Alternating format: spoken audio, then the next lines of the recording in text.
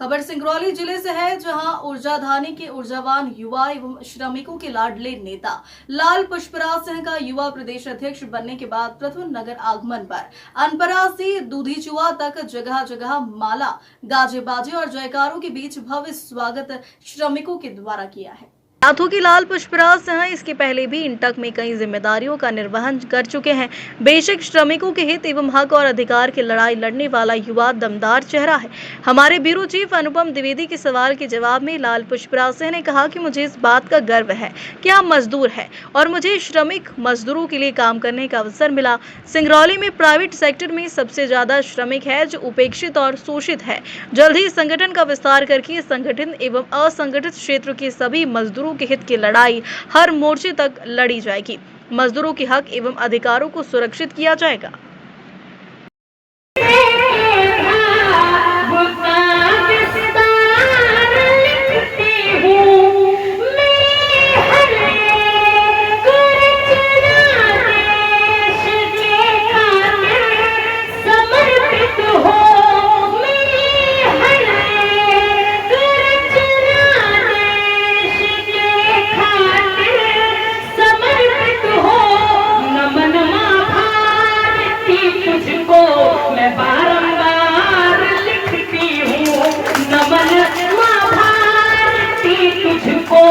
मैं बारंबार लिखती हूँ। हमारी बेटियां बैठी हुई हैं, जिन्होंने इंस्टाग्राम, फेसबुक और अदर से वो भटकाव में आ जाती है। मैं 4 पंक्तियां पढ़ती हूँ। सभी पाबंदियों को एक पल में तोड़ सकती हूँ, किसी अनजान से रिश्ता नहीं मैं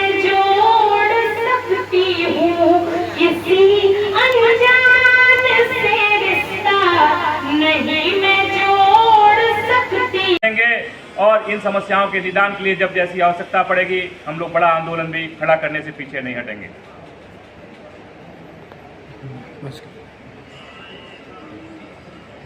सर सर्वप्रथम भारत न्यूज़ 24 की तरफ से आपको अशेष शुभकामनाएं। और सवाल ये है कि 3 मई 1947 को इंटक की स्थापना के बाद आज तक तकरीबन दावा है कि 3 करोड़ से ऊपर सदस्य हैं इनके, और इतने बड़े संगठन को चलाने की जिम्मेदारी प्रदेश में उसके पर आपकी नियुक्ति हुई है।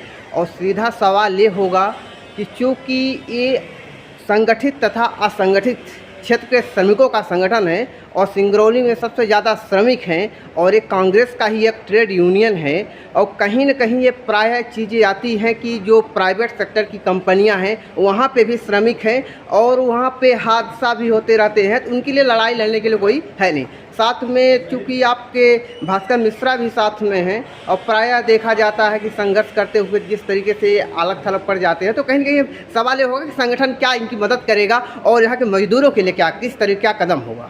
देखिए, जहाँ तक भास्कर भाई का सवाल है, पूरा संगठन, इंटक का संगठन इनके साथ खड़ा रहेगा। और मुझे ऐसा लगता है जैसा मुझे शीर्ष नेतृत्व की तरफ से इशारा भी हुआ है और आज भास्कर जी यहाँ दिख भी रहे हैं। हो सकता है यूथ इंटक में कोई बड़ी जिम्मेदारी भी इनको दी जा सकती है। हमारे जैसा बड़े नेताओं का इशारा हुआ है और भास्कर जी भी यहाँ आए हुए हैं, तो इस बात की पुष्टि होती है। और मैं एक चीज़ बता दूं, आप सिंगरौली की बात कर रहे हैं, मैं पूरे प्रदेश की बात कर रहा हूँ। पूरे प्रदेश में भाजपा की सरकार में मजदूर त्रस्त है। उसको जो उसका मूल वेतन है, जो सरकार द्वारा तय निर्धारित उसको जो दर मिलना चाहिए, जो मजदूरी मिलना चाहिए, वो आज किसी भी सेक्टर में नहीं मिल पा रहा है।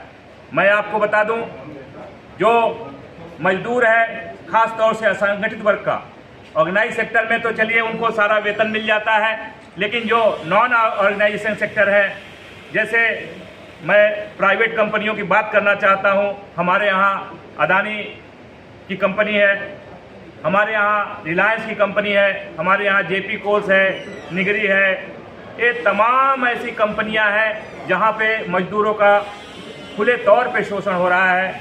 भास्कर भाई हमारे बीच बीच में आवाज़ उठाते रहते हैं और इनको बल मिलेगा, आईएनटीयूसी इनके साथ होगी और जब ये आईएनटीयूसी में आएंगे तो मुझे लगता है मजदूरों की लड़ाई लड़ने में इनको काफ़ी बल मिलेगा। और मैं पूरे प्रदेश की बात कर रहा हूँ, जैसा कि मैंने पहले भी कहा था, केवल सिंगरौली की बात नहीं है, आप किसी भी जिला में ले लें, इस सरकार से हर मजदूर त्रस्त है, चाहे वह ठेला चलाने वाला हो, चाहे वह पानी चलाने वाला हो, दुकान चलाने वाला हो, चाहे वह किसी प्लांट में नौकरी करता हो, वो कोई भी मजदूर आप उठा करके ले लीजिए, उस मजदूर के साथ उसका इतना शोषण हो रहा है कि उसका आवाज़ उठाने वाला कोई नहीं है। शायद इन सब चीज़ों को शीर्ष नेतृत्व ने देखा और हम लोगों की कार्यशैली से प्रभावित हुआ, चूँकि हमारी ये कार्यशैली है कि हम हमेशा गलत चीज़ का और कभी भी मजदूरों का शोषण, आप देखिए मैं एनसीएल में जो यूनियन चलाता रहा हूँ उसमें मैं बड़ा मुखर होकर बात करता हूँ, किसी भी कर्मचारी के हितों